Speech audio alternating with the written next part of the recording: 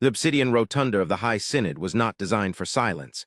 It was a chamber built to amplify the roar of conquerors, a vast architectural throat intended to sing the glories of the Ilari dominion to the very stars that hung suspended in the holographic dome above.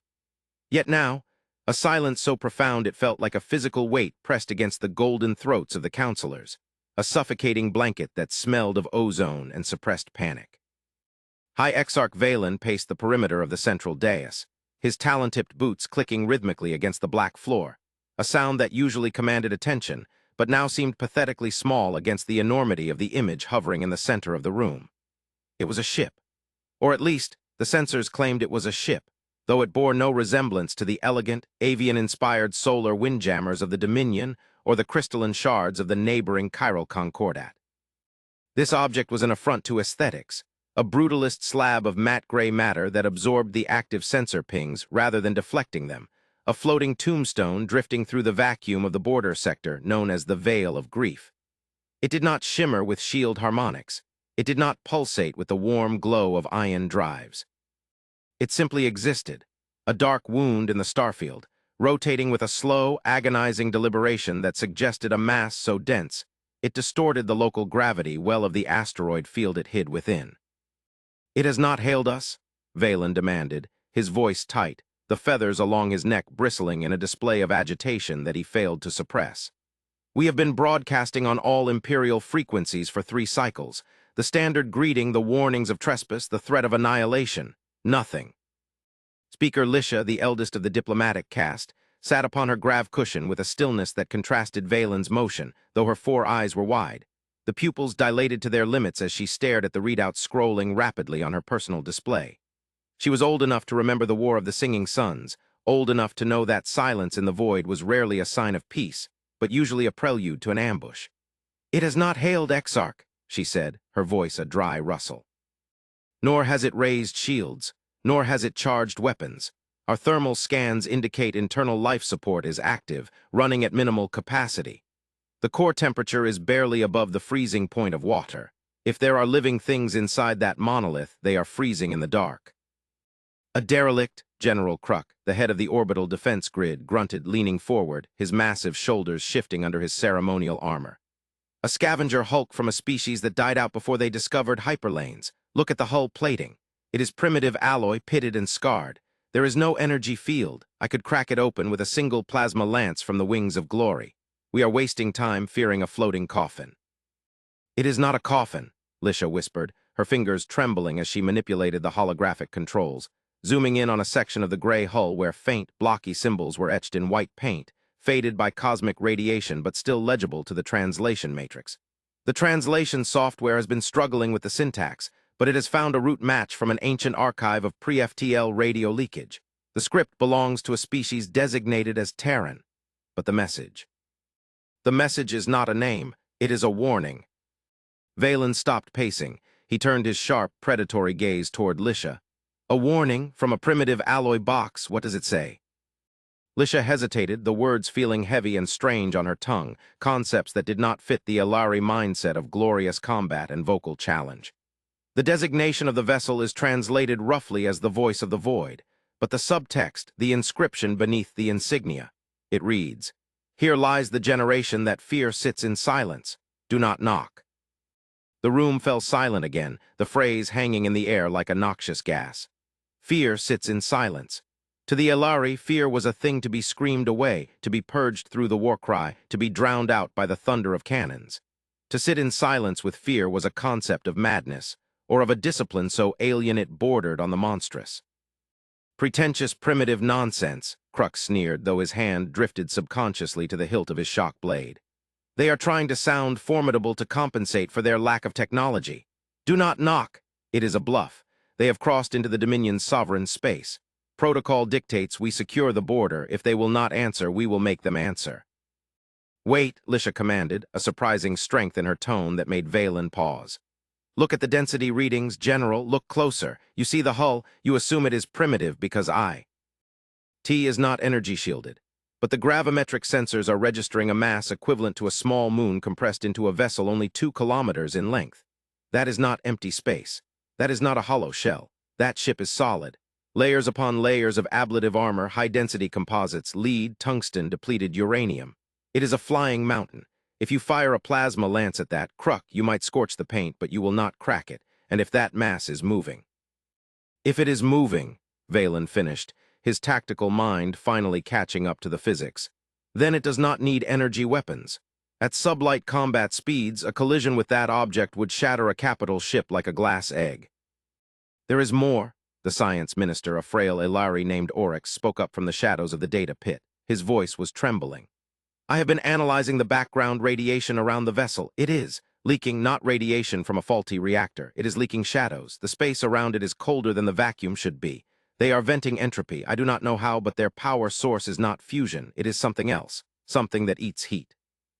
Valen stared at the gray slab on the hologram. The arrogance of the Dominion, built over 1,000 cycles of unchallenged expansion, warred with a primal instinct that screamed that this was a predator that did not roar because it did not need to. The Elari were the eagles of the galaxy, swooping down with talons of light. This thing was a stone at the bottom of a dark ocean. Open a channel again, Valen ordered, his voice dropping to a lower register. Not a threat this time, a demand for identification, and bring the Third Fleet to readiness, but do not, I repeat, do not lock targeting sensors. If Lisha is right and that thing is a flying hammer, I do not want to give it a nail. The comms officer, a young Elari whose feathers were molting from stress, nodded and keyed the sequence. The main screen flickered. Static washed over the visual feed, a chaotic snow of white noise that sounded like rain on a tin roof. Then the static cleared, replaced not by a video feed but by a simple audio waveform. It was a flat, green line that barely oscillated. This is the Elari Dominion High Synod, Valen projected his voice, using the tone he reserved for subjugating lesser species. You have entered restricted space. Identify yourself and your intent or be destroyed. For a long moment there was no response. The green line remained flat. The silence stretched, agonizing and thick. Then the line spiked once, a sharp, jagged peak, and a voice emerged. It was not the synthesized voice of a translator, but a biological voice speaking the Elari trade tongue with a heavy, grinding accent, as if the speaker had stones in their throat. We are not here for you, the voice said. It was calm, terrifyingly calm. It sounded like a man reading a grocery list while standing in a hurricane. We are passing through. We will maintain our course. Do not interfere. You are in Elari territory, Valen shouted, his pride stinging. You cannot simply pass through the heart of an empire. You will heave to and prepare to be boarded for inspection, or we will open fire. The pause this time was longer. When the voice returned, it sounded weary. We do not have time for inspections, and you do not have the ammunition to stop us. We are the Ethelgard. We are carrying the quiet. Return to your worlds. Close your eyes. Cover your ears. We will be gone before you know we were there. Carrying the quiet, Lisha whispered, a chill running down her spine. Arrogance, Kruk roared. They mock us. Exarch, give the order. The wings of glory is in the sector. Let us show these primitives what the Dominion does to those who refuse to bow. Valen looked at the hologram, at the silent gray ship that dwarfed the asteroids around it. He looked at Lisha, who was shaking her head slowly, and then at Kruk, whose bloodlust was palpable. The politics of the Synod were fragile. If he showed weakness here, if he let an alien vessel simply waltz through their borders without challenge, his authority would crumble. The Council would view it as cowardice. General Kruk, Valen said, his decision made. Intercept the vessel, disable its engines. Do not destroy it. We need to interrogate the crew. Show them the fire of the Elari. As you command, Kruk grinned, his beak parting. On the holographic display, the icons of the Third Fleet, majestic vessels of gold and white ceramic, lit up as they accelerated toward the intruder. They moved with the grace of dancers, their engines trailing ribbons of iron fire. In contrast, the human ship did not change course. It did not accelerate. It did not raise shields. It simply plowed forward, a glacier moving through a sea of glass. The engagement that followed was not a battle. It was a physics lesson. The Wings of Glory, the flagship of the S. Ector opened fire with its main plasma batteries. Bolts of searing energy, hot enough to vaporize a city block, streaked across the void and impacted the gray hull of the Ethelgard. The High Synod watched, expecting to see the vessel crumple, to see atmosphere venting, to see the wreckage scatter. Instead, the plasma splashed against the armor like water against a rock. The hull did not buckle.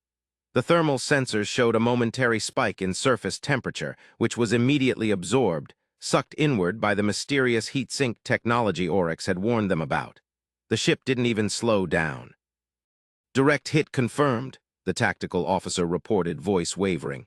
Target is undamaged, armor integrity at 99%. They are not returning fire, Exarch." "They are ignoring us," Crux snarled, his face flushing purple. "All ships fire at will, target the engines, target the bridge." The void lit up with the fury of the Dominion. Missiles, lasers, particle beams, a storm of light and destruction enveloped the human ship. For 10 full minutes, the Alari fleet poured enough energy into the target to turn a small planet into glass. The Synod watched in stunned silence as the smoke of the explosions cleared. The Ethelgard was still there. Its hull was scorched, pockmarked with craters, glowing a dull red in places, but it was structurally intact. It was still moving, and then, for the first time, it reacted. It did not fire a laser. It did not launch a missile. Small ports opened along the broadside of the vessel. They looked like pores opening on the skin of a leviathan. "Energy spike," Oryx screamed. "But it is not thermal, it is magnetic, massive kinetic potential detected." From the ports, no beams of light emerged. Instead, slugs of solid tungsten, each the size of a shuttlecraft, were ejected at a significant fraction of the speed of light. There was no sound in space, but the visual impact was violent. The slugs did not seek, they did not guide. They simply obeyed the laws of inertia. One of the Alari frigates, the Song of Dawn, attempted to evade. It was too slow. The tungsten slug punched through its kinetic shields as if they were mist. It struck the prow of the ship and exited the rear engine block a microsecond later. The frigate didn't explode immediately. It was simply cored. The structural integrity failed catastrophically, and the ship broke into 2 twisting halves, spilling atmosphere and crew into the dark. "By the stars," Lisha breathed. The human voice returned to the channel. It was no longer weary. It was cold. Absolute zero. "We told you to do not knock. You have knocked. We are now initiating braking maneuvers. Prepare to receive a diplomatic envoy. Do not fire again. If you fire again, we will not use the small rounds." The Ethelgard's main engines fired. The deceleration was brutal, a display of gravitational manipulation that should have turned the crew into paste. The ship came to a halt relative to the wings of glory in a matter of seconds. "They are boarding us," Valen asked, disbelief warring with fear. "They are sending an envoy after we fired on them." "They are asserting dominance," Lisha said, standing up. "They took our best shot, shrugged it off, swatted one of our ships like a fly, and are now coming over to talk. We must meet them. If we fight now, we die." The airlock of the High Synod's orbital station hissed. Steam vented, obscuring the entry. Valen, Lisha, and Crux stood waiting, flanked by the elite Imperial Guard, weapons drawn but held low. The air around the lock grew cold, an unnatural chill that seeped through the floor. The heavy blast doors groaned and slid open. There were no armored mech suits, no energy-shielded warriors. 5 figures walked out of the mist. They were bipedal, shorter than the Alari, and shockingly unarmored. They wore simple dark gray fatigues made of a coarse fabric, with heavy magnetic boots that clanked on the deck. They carried no visible weapons, save for utilitarian tools clipped to their belts. Their faces were exposed, pale, scarred skin, eyes that looked tired and infinitely old. The leader, a man with hair the color of steel wool and a face etched with deep lines, stepped forward. He looked at the Imperial Guards, then at the counselors. He did not bow. He did not flinch. He reached into his pocket. The guards raised their weapons. The human pulled out a small, flat metal case, opened it, and extracted a white cylinder, a cigarette. He placed it between his lips, struck a chemical match against the sole of his boot, and lit it. The acrid smell of burning tobacco filled the pristine air of the alien station. "I'm Captain Holloway," the human said, exhaling a plume of smoke that drifted toward Valen's face. "And you have made a very loud mistake." Valen bristled, his height advantage looming over the human. "You enter our space, you destroy our ship, and you dare speak of mistake. Kess, you are lucky we do not execute you where you stand, primitive." Holloway looked up at Valen. The human's eyes were dark, devoid of the sparkle of life Valen was used to seeing in prey. They were flat, dead eyes. "You fired first, we acted in self-defense, and as for executing us," Holloway tapped the side of his own head. "My ship is currently targeting this station with a spinal mount mass driver. It's loaded with a relativistic kill vehicle. If my heartbeat stops, the ship's AI fires. This station and the planet below us will be dust in 4 seconds. So let's skip the threats. Lisha stepped forward, placing a hand on Valen's arm to restrain him. She looked at the humans with a mixture of horror and fascination. You called yourself the generation that fear sits in silence. What does that mean? Why is your ship built like a fortress? Who are you fighting? Holloway looked at Lisha, and for a moment his expression softened just a fraction. He took another drag of the cigarette. We aren't fighting anyone, not anymore. We're running. We built the Ethelgard and her sister ships not to conquer, but to survive. You call us primitives because we use matter instead of energy. We use matter because matter is reliable. Energy signatures can be tracked. Energy shields sing in the hyperspace bands. We learned the hard way that noise attracts attention. Attention from whom? Orcs asked, stepping closer to the hologram of the sector. You call this sector the Veil of Grief, Holloway said, walking past the guards to the window that looked out onto the stars. We call it the Quiet Zone. We've been traveling for 300 years from the Orion Arm. We left Earth, our homeworld, burning. Burning, Valen frowned. Civil war, resource depletion. No, Holloway said softly. We got loud, we discovered FTL, we broadcasted our presence. We sent messages of peace, math, music into the dark. We thought the galaxy was a community waiting to be found. He turned back to the aliens, his face grim. We were wrong, it's a forest, and in a forest, if you shout, the predators come. The harrowers, one of the other humans whispered. We don't have a name for them, Holloway corrected. Just the listeners. They don't use radar, they track resonance. Hyperspace engines, shield harmonics, high-energy plasma discharge. It's like ringing a dinner bell. They came to Earth. They didn't invade. They just fed. They consumed the biosphere's energy. They turned our sun into a husk. We built the arcs in the dark. Cold fusion, kinetic weapons, passive sensors. We learned to be quiet. We learned to hold our fear inside, to sit in silence, because if you scream, you die. The room was deadly silent now. The Alari looked at each other. Their entire civilization was built on noise, radiant energy, singing architecture, plasma weapons. You are lying, Kruk grunted, though he sounded unsure. There are no such creatures. We have ruled these stars for 1,000 cycles. We have never seen them. You haven't seen them, Holloway said, because you've been lucky, or maybe you just haven't been loud enough yet. But that barrage you just fired at us, that was loud. That rippled through subspace like a thunderclap. Suddenly, the station's sensor grid screamed.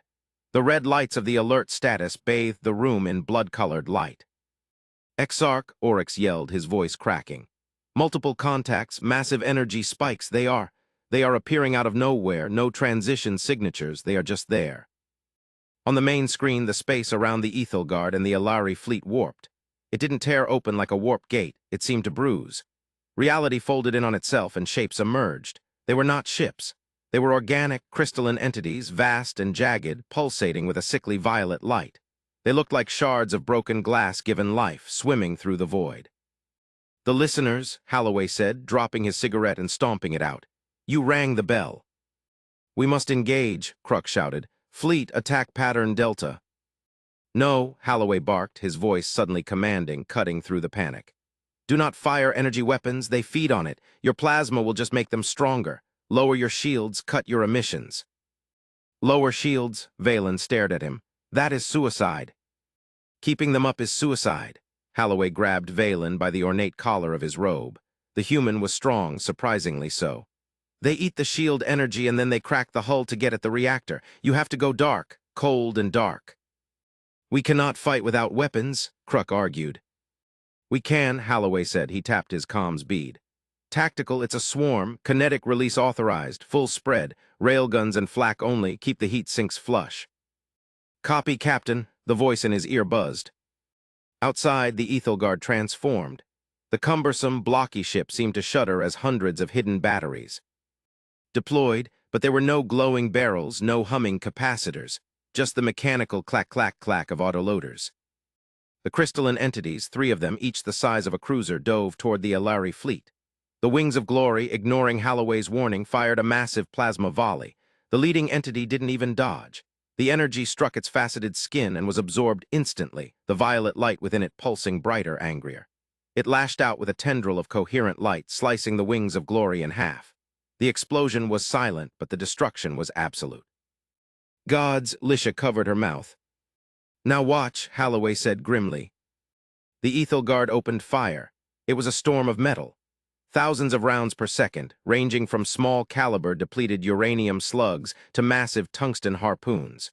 The space between the human ship and the entities filled with a cloud of high-velocity iron. When the rounds struck the crystalline entities, they did not absorb them. They shattered. The physics of kinetic impact could not be eaten.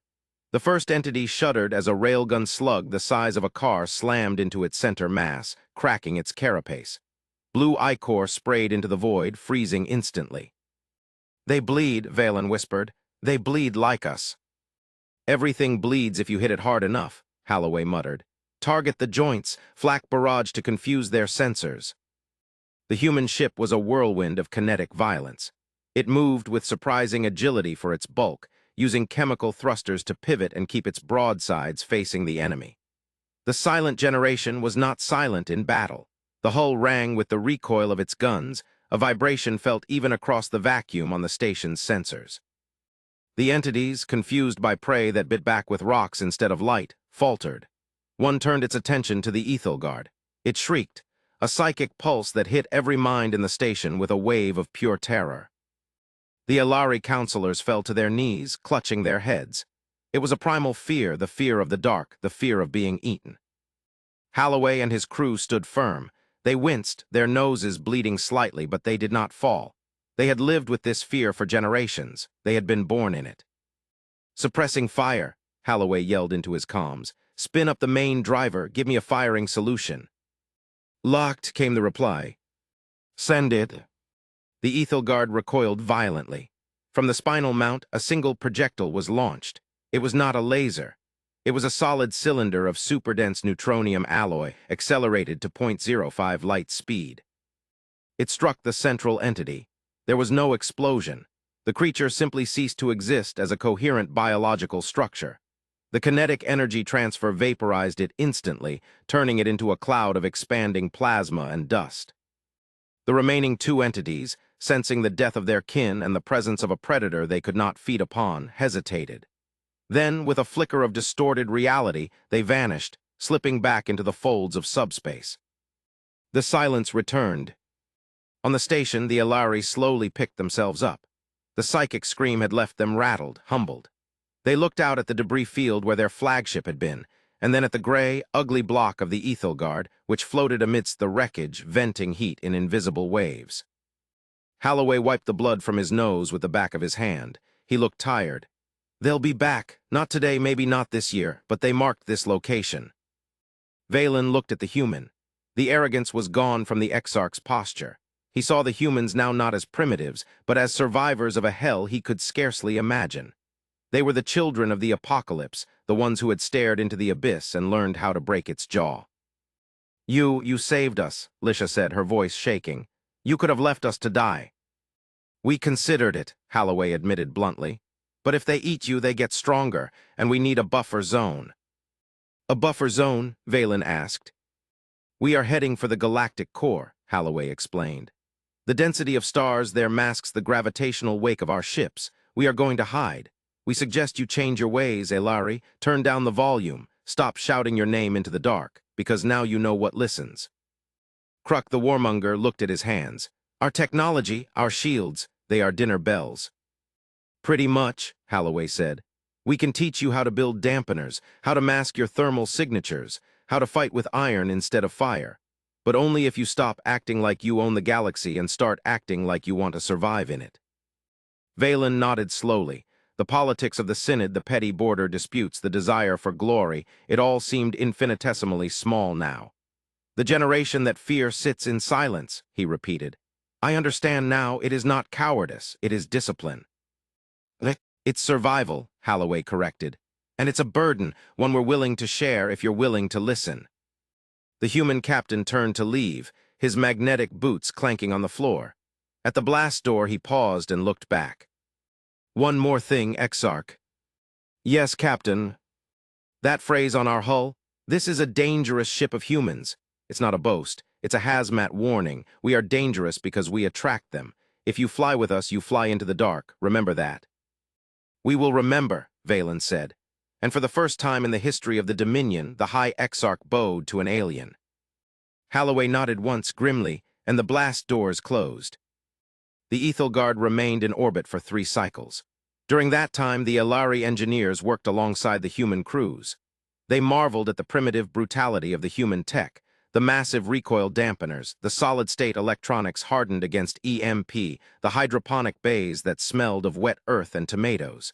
It was ugly, heavy, and inefficient, but it was unkillable. When the human ship finally departed, firing its chemical thrusters to push out of the gravity well before engaging its silent, low-emission drive, the Ilari watched it go with a new emotion. It was not fear. It was not arrogance. It was respect. Lisha stood by the observation window, watching the gray speck vanish against the backdrop of the stars. "They are so quiet," she murmured. Valen stood beside her. He had ordered the construction of a new class of ships, heavy armor, railguns, minimal energy signatures, the silent class. "Yes," he said, "they are quiet, but I suspect that when the end comes, they will be the only ones left standing." He looked at the sensor readings, which were now set to passive mode, scanning the dark not for territory to conquer, but for the shadows that moved between the stars.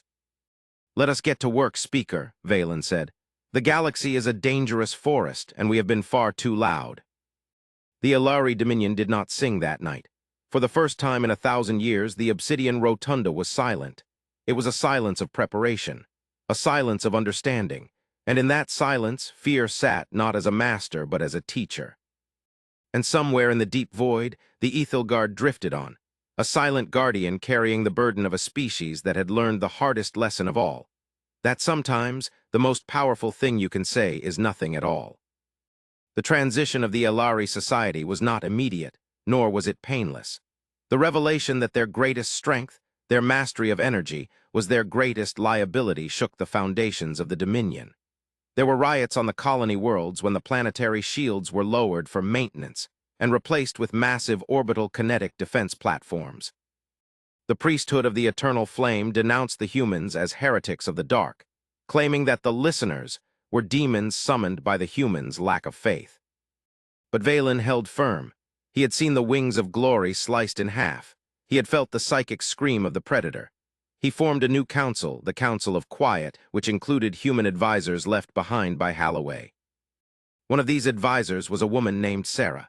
She was an engineer, small and unassuming, with grease permanently stained under her fingernails. She sat in the war room, which had been dimmed to low-level red lighting, teaching the Ilari generals the art of submarine warfare, an ancient Earth concept applied to the stars. "You don't hunt with active radar," Sarah explained, pointing to a star chart. "You listen, you wait for them to make a mistake, a thermal bloom, a gravitational shift, you float, you drift." "It lacks honor," General Kruk grumbled, though he was studying the schematics of a mass driver with intense interest. "To hide in the dark and strike from behind." "Honor is for the living, General," Sarah said sharply. "The dead don't care about honor. Your honor is just noise. Do you want to be a glorious corpse or a quiet survivor?" Kruk grunted, a sound that was becoming more human by the day. "Survivor," he admitted. As the cycles passed, the Dominion changed. The shining white cities were retrofitted with radar-absorbent materials. The singing towers were silenced. The Ilari culture, once boisterous and performative, became more introspective. They began to produce art that focused on shadow, on subtlety, on the beauty of the unspoken. And then the signal came. It was faint, a whisper on the subspace bands, detected only because the Ilari were finally listening instead of broadcasting. It was a distress call, but not from a ship. It was from a planet deep within the Chiral Concordat, their crystalline neighbors. "They are under attack," Lisha reported to the council. "Massive energy signatures. The listeners are there, dozens of them."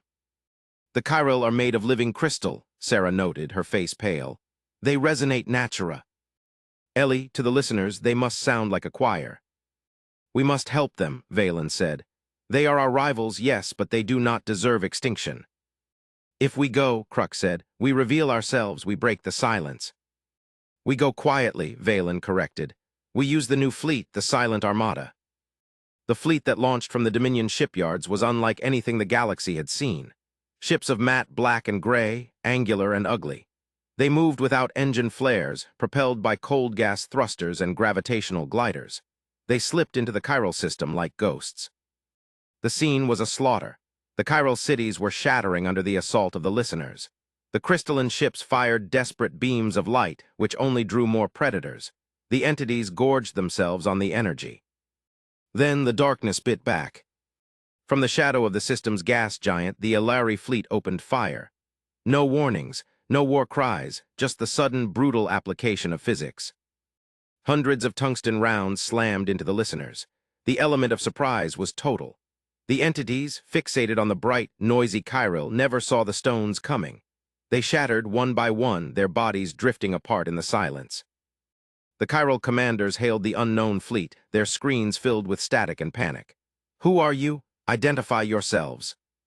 Valen sat on the bridge of his new flagship, the Iron Feather. He looked at the comms officer. "Do not answer," Valen ordered. "Maintain silence, finish the target list, then fade away." The Alari fleet decimated the listeners, gathered their kinetic rounds using magnetic trawls, waste not, want not. The humans had taught them, and vanished back into the dark before the chiral could even scan them. It was the first victory of the new age, the age of silence. Back on the Alari homeworld, Valen stood on a balcony overlooking the capital. It was night, and the city lights were dim, shielded. The stars above were bright and cold. "We are dangerous now," he whispered to himself, echoing Halloway's words. Sarah stepped up beside him. She was smoking one of those terrible human cylinders. "You did good, Exarch, you didn't knock." "Where is the Ethelgard now, do you think?" Valen asked. "Deep," Sarah said, looking toward the galactic core. "Digging in, preparing a sanctuary if the listeners come in force, if the great swarm arrives. We'll need a fortress." "And until then?" "Until then," Sarah flicked ash over the balcony, "we keep the lights off, we teach the others, and we wait." Valen looked at the stars, not as jewels to be claimed, but as eyes watching him. He felt a shiver of fear, but he did not scream. He let the fear sit. He let it sharpen his mind. "Let them come," Valen said softly. "The house is dark, but the gun is loaded." The wind blew through the balcony, carrying no songs of war, only the quiet rustle of a civilization that had grown up. The generation that fear sat in silence had found its voice, and it spoke in the language of survival. And in the vast, indifferent universe, that was the only language that mattered. The UCS Silence, a sister ship to the Ethelgard, drifted into the system a week later. It did not hail. It simply docked, transferred data on a new listener migration route, and offloaded crates of high-grade tungsten. The crew exchanged nods with the Alari dockworkers. No speeches, just the mutual understanding of soldiers in a trench. As the human ship pulled away, Valen noticed a new graffito scrawled on its airlock door, likely by a bored Marine. It was a crude drawing of a human finger held over lips. "SHHH." Valen smiled. It was the most profound philosophical statement he had ever seen. The galaxy was a dark forest. There were monsters in the trees, but the humans had brought flashlights and shotguns, and they had taught the birds how to be wolves. The silence was no longer empty. It was waiting.